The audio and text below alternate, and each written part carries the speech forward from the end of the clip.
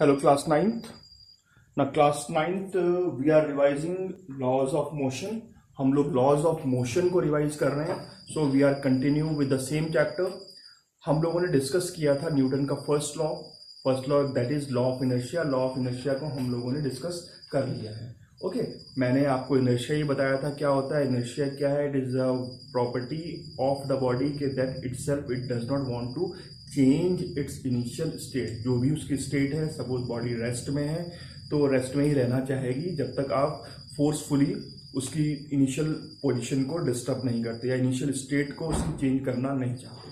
Okay so after this we are having the second law भी हम लोगों ने डिस्कस किया है. सेकेंड लॉ फिर से मैं बता रहा हूं आपको. What does the second law says you? Second law says you that के force is directly proportional to rate change of momentum. Force is directly proportional to rate change of momentum. Okay force is directly proportional to rate change of momentum. एक condition होती है. Okay under that condition जो ये second law है, ये second law है. Okay under some conditions जो second law है इट चेंज और it takes the form F equals to M A. क्या होता है ये? F equals to M A की फॉर्म में आ जाता है. तुम में से मैक्सिमम लोग क्या बोलते हो कि इसको सेकेंड लॉ बोलते हो, but this is not the second law. ये सेकेंड लॉ नहीं है.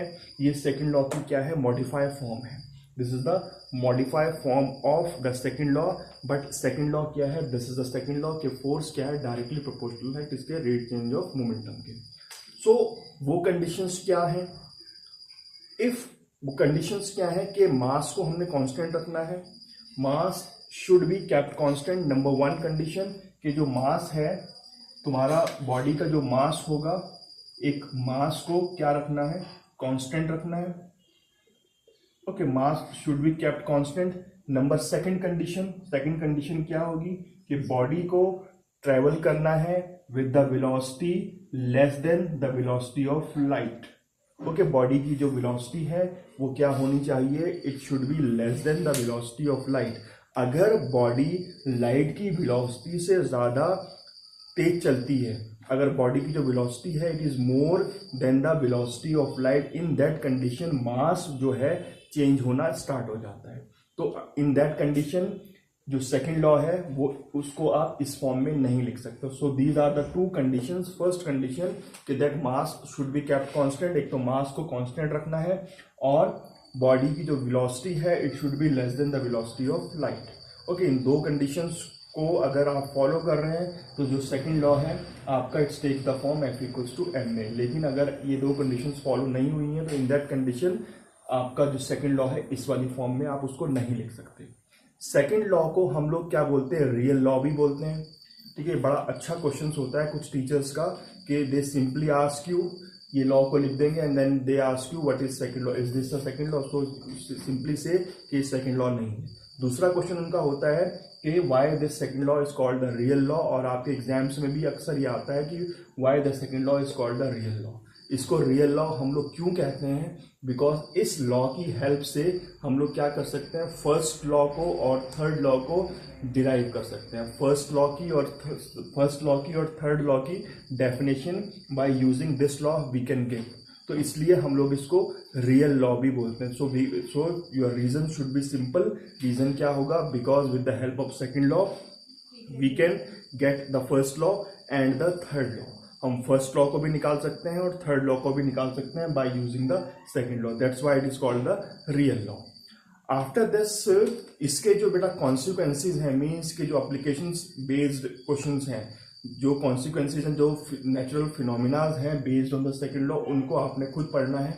So many consequences are given in your book. सबको पढ़ लेना कि फॉर एग्जाम्पल के जो बैट्समैन है या जो फील्डर है जो फील्डिंग कर रहा है वो अपने हैंड्स को नीचे क्यों लेके आ रहा है, पीछे क्यों लेके आ रहा है. ओके सो दूसरा कि अगर आप किसी फ्लोर पे हार्ड फ्लोर पे कूद रहे हैं तो आपके पैर ज़्यादा चोट लगेगी. और if you are jumping in water या फिर सैंड के ऊपर कूद रहे हैं तो आपके पैर ज़्यादा अफेक्ट नहीं होंगे. सो सिंपल रीजंस हैं only which are based on the second law. Second law के ऊपर बेस्ड है ये सब कुछ सारे कॉन्सिक्वेंसेज. जो जस्ट गो थ्रू देम, एक बार उनको पढ़ लेना. After this coming to the third law. Third law तो कुछ भी नहीं है. थर्ड लॉ क्या है? Third law is very simple कि for every action there is equal and opposite reaction. अगर एक एक्शन आप कर रहे हैं तो रिएक्शन शुड बी देयर, उसका रिएक्शन भी होगा, लेकिन जो ये एक्शन है और जो ये रिएक्शन है क्या होंगे? Always they act on the opposite body. Same body के ऊपर एक्शन रिएक्शन नहीं होगा, अपोजिट बॉडी के ऊपर अब दो बॉडीज हैं, एक बॉडी पे एक्शन हो रहा है तो दूसरी बॉडी पे रिएक्शन होगा। फॉर एग्जाम्पल अगर बुक टेबल के ऊपर पड़ी है, ओके, तो बुक का जो वेट है वो डाउनवर्ड एक्ट कर रहा है, ओके, ऊपर से रिएक्शनरी फोर्स कौन लगा रहा है? टेबल लगा रहा है। Okay, so action is taking place on the book and reaction is taking place on the table. Reaction कहाँ पर हो रहा है? टेबल पे हो रहा है। रिएक्शन टेबल प्रोवाइड कर रहा है, एक्शन कौन प्रोवाइड कर रहा है? बुक प्रोवाइड कर रही है। सो रिमेंबर इट कि action reaction take place on the different body. इस लॉ के ऊपर भी कुछ बेस्ड कॉन्सिक्वेंसेज हैं। So many consequences are given in your book itself. Book में ही कई सारे कॉन्सिक्वेंसेज दिए हैं। लेट मी रीड, एक आध मैं उसमें पढ़ देता हूँ। फर्स्ट है when an hanging carpet is beaten with the stick, the dust particles start falling out. किसी कारपेट को जब आप स्टिक से बीट करते हैं, स्टिक से उसको मारना शुरू करेंगे, जब आप उसकी पिटाई कर रहे हैं तो in that condition what happen, जो डस्ट पार्टिकल्स हैं वो नीचे गिरना शुरू हो जाते हैं। तो what is the reason behind this? Reason is simple कि आपने उसको बीट करना स्टार्ट किया। जब बीट करना स्टार्ट किया तो उससे क्या हुआ? उससे जो डस्ट पार्टिकल हैं they are in the state of rest, वो अपनी स्टेट ऑफ रेस्ट में ही है, और जो कारपेट है वो मोशन में आ गया, तो because of the gravity they start falling down. Okay, because of the gravitational force they start falling down. And some consequences which are based on the third law, motion of a rocket on the ground.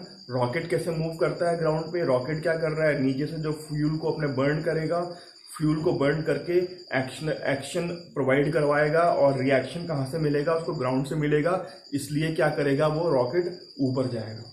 Okay, ये कुछ toys वाले आपके कुछ toys होते हैं, spring उसमें नीचे लगा हुआ है, अगर आप उसको ऐसे प्रेस कर रहे हैं तो जैसे ही फोर्स को रिलीज करेंगे तो क्या होगा?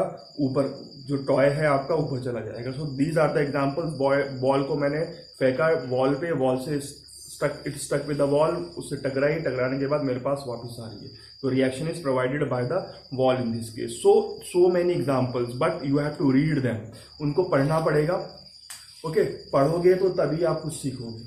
Okay, you have to read those consequences, and still if you are having any problem तो we can revise it third time also. तीसरी बार भी हम लोग उसको रिवाइज कर लेंगे, लेकिन बेटा तुम्हें रीड तो खुद करना पड़ेगा, पढ़ना उसको खुद पड़ेगा, अनटिल एंड अनलेस, जब तक कि आप प्रॉब्लम्स नहीं लेके आओगे, so you are a problem है। ठीक है, जब तक आप प्रॉब्लम्स लेके नहीं आओगे, जब तक आपको प्रॉब्लम्स नहीं आएंगी, तो इट मीन्स कि यू आर नॉट स्टडिंग। और प्रॉब्लम्स अगर नहीं आ रही हैं तो इट मीन्स कि एवरीथिंग इज क्लियर। एक तो मीनिंग ये हो गया एवरीथिंग इज क्लियर, या फिर कुछ भी क्लियर नहीं। सो bring the problems, keep on watching the videos. अब रिवाइज कर रहे हैं तो एटलीस्ट इसको तो देख लो। Okay, so for today, thank you very much.